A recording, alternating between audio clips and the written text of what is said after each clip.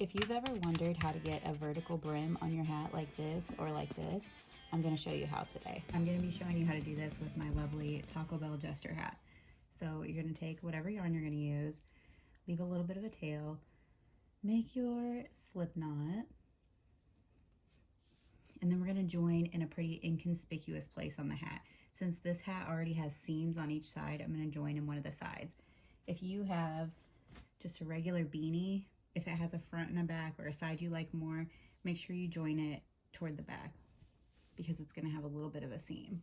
And you see it took me a minute to even find that. It's not too bad. It's a variegated yarn. The seam is a little bit more noticeable, so just make sure you put that somewhere you don't mind it. To join this, we're just going to slip stitch in one of the stitches on the side of the hat, and then we're going to chain the number you want your brim to be plus 1. So I want my brim to be 10 stitches wide, so I'm going to chain 11.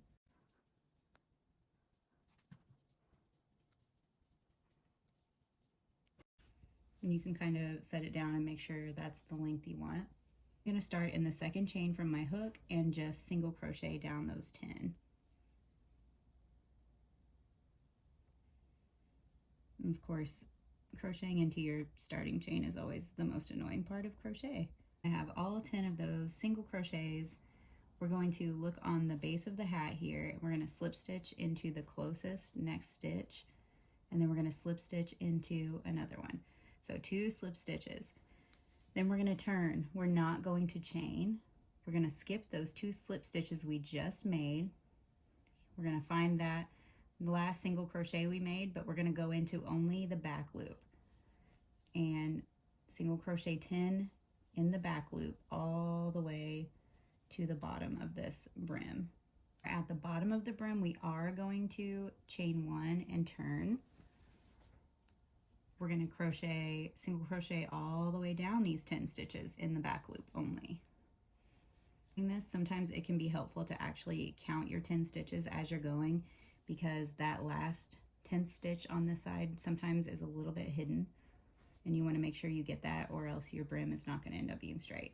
So once you get that 10th stitch or last stitch, depending on how many you're doing, we're going to slip stitch into 2 more on the body of the hat, and we're just going to keep doing the same thing. Turn it, skip those 2 slip stitches, single crochet 10 in the back loop only. Now that I've finished doing that all the way around, I'm down here back at the bottom, and instead of having 2 stitches to slip stitch into, I only have 1. So I'm going to slip stitch into 1. We're going to skip that slip stitch and single crochet 10, just like we have been doing. Okay, and once we're back at the bottom here, we're going to chain 1 like we have been doing. Instead of going back down this way, we're going to go ahead and turn our hat inside out. If it makes sense to you, you can just hold it inside out, but just to make this a little more beginner friendly, we're going to flip the entire hat so it's easier to see what we're doing. All right, you should probably put a stitch marker in before you do that, but it's fine. We live on the edge here. Now that everything is inside out, we have our chain 1 here. We're going to stick the hook into this chain stitch from our very first row. And then we're going to go over here to the row we just worked and stick it into the front loop of that row. So our hook is through that first row of chain stitches and through our most recent row, the front loop only. Yarn over, and then we're going to pull it through all of them to make a slip stitch. We're going to keep doing that all the way down. So put it in that first chain, put it in the front loop of your most recent row, slip stitch. We're going to do that all the way down, and then you are finished.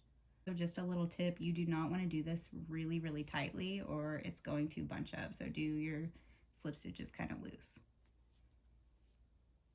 Got your yarn, finish it off. Of course, while it's inside out, this is a great time to weave in all your ends. I'm not going to do that just yet because I want to show you how our brim looks. So this is the front of the hat, the back of the hat, and there's that seam we just made. So it is pretty invisible, especially with a yarn like this.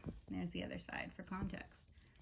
So I hope you enjoyed learning how to make one of these vertical ribbed brims. I think they look really good on pretty much every beanie. And they're super stretchy, which makes the beanies fit really well.